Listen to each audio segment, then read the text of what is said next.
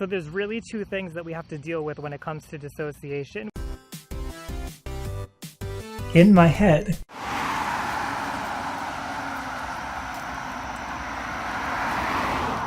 Hey everybody, it's Ryan Liberty. If you're new here, I do videos on mental health, specifically humanizing mental health, and if that's something that you're on board with, I want you to hit that subscribe button and hit the bell after you hit it to get notified every time that I do a video, because humanizing mental health is important. So tonight we're going to talk about dissociative symptoms, dissociation, how do we help those, what kind of help can we get around those. I'm going to help you. Let's talk.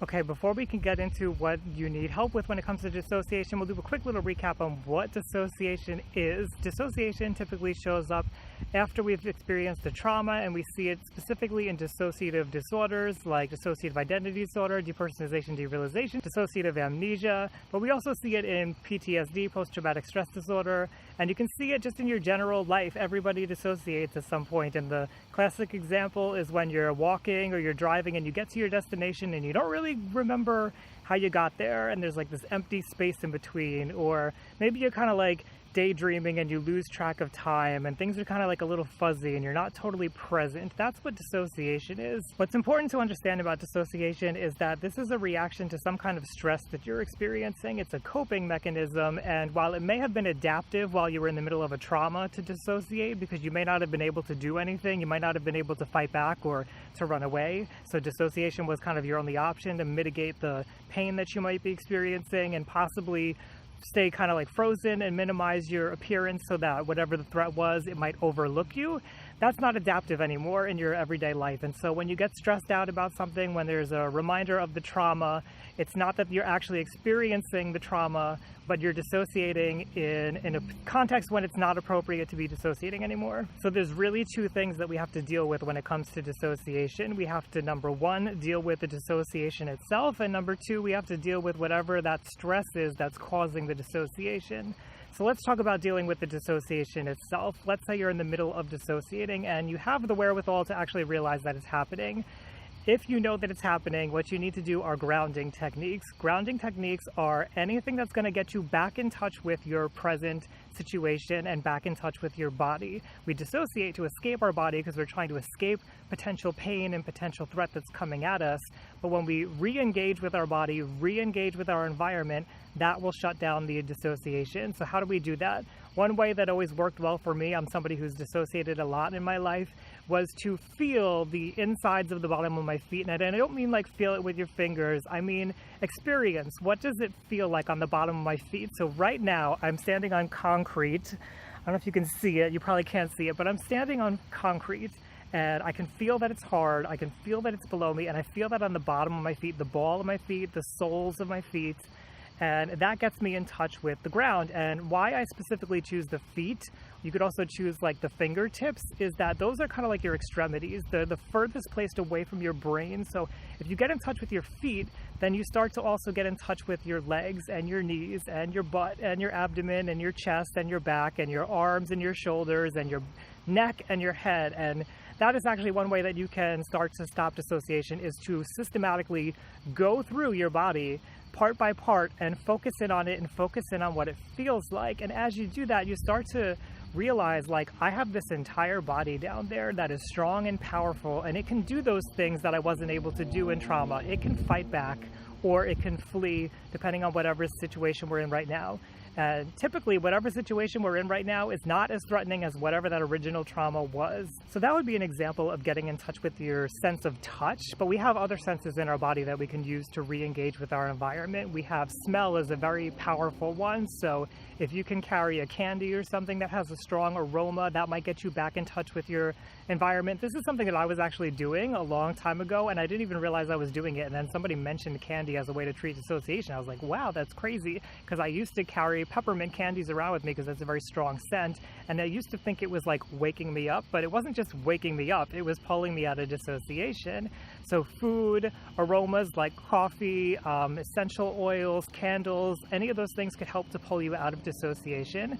You can use your eyes. Instead of being fixated on whatever's in front of you, look around you, look around your environment and see what's going on. You know, I have some like white lines here on the ground. We see some lights in the background, and I can see some colors in those lights. I don't know if you can see, but there's like an orangey color, a greenish color, and connecting and naming those colors, naming the shapes of these objects, naming what's around you helps to get you back into your body. You can also, what we talked about sense of touch, but you can also like touch the things around you, touch the fabric around you, touch all of these items around you, touch yourself. You don't have to be naughty about it. Touch yourself and you will get it back in touch with your body. What else do we have? Your sense of hearing. So right now I'm hearing these animals and insects and things around me, and I'm hearing the cars go by.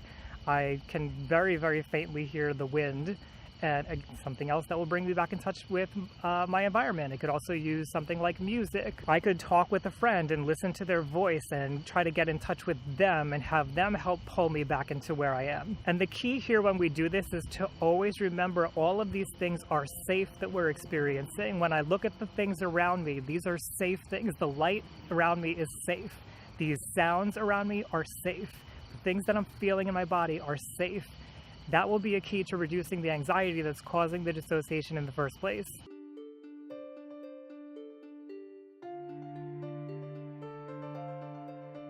Now, the other part that we have to deal with when it comes to dissociation is what is causing the dissociation in the first place? What is triggering us? What is stressing us out? Now, you can't figure that out if you're in the middle of dissociating, especially if you have dissociative amnesia, because you won't even remember what happened. You don't have a consciousness around what's going on, but you can start to notice it when you notice that you're dissociating in the first place. And so there could be like an onset before you get to dissociative amnesia, and that would be your key to start noticing things and start writing them down, start paying attention to what's going on around you. So ideally, when you're starting to dissociate, that's when you do all the things that I just discussed. But in addition to doing those things, you need to notice what's causing your dissociation in the first place, especially if you have PTSD, and you can definitely tie it to something that's going on around you. Now, the thing with PTSD and traumatic memories is that they are fragmented, and so whatever original trauma you had, let's say that you got into an animal accident, there was something where an animal charged at you,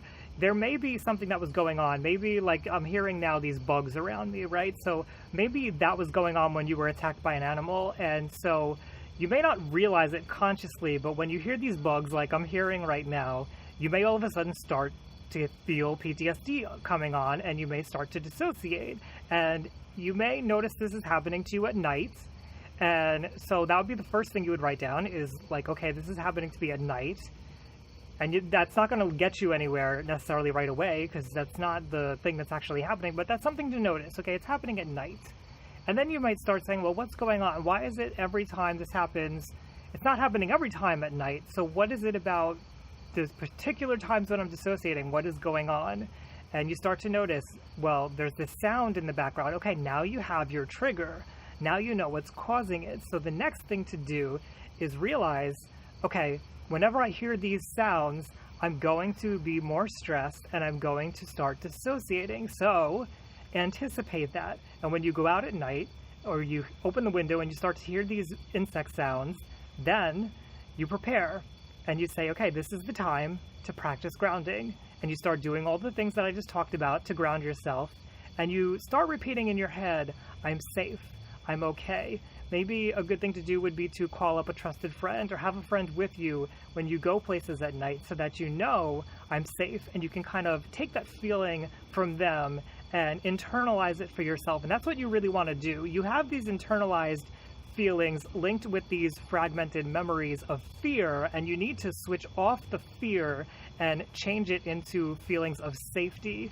You need to combat against it. You need to go and attack that fear part of the memory and move it towards a safety thing. So when you're in the middle of experiencing it, you have to repeat to yourself, I'm safe, I'm okay, and look around for evidence that you're okay. Use the grounding to prove to yourself that you're okay. Look around the room or the environment where you are and say to yourself, right now, nothing is hurting me, nothing is attacking me, I'm not in a threat, I'm safe. And really feel that and believe it and internalize it. And as I said, this may help to have a friend around to help you internalize that. Of course, if this is a memory that's extremely traumatic and you really have a hard time with this, you may not even have this period where you notice that it's starting to onset.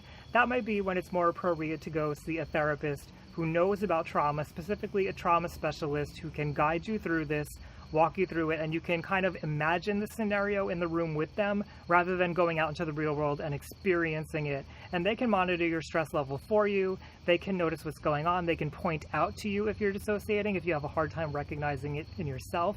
So that's where a therapist can be very, very helpful when it comes to dissociation.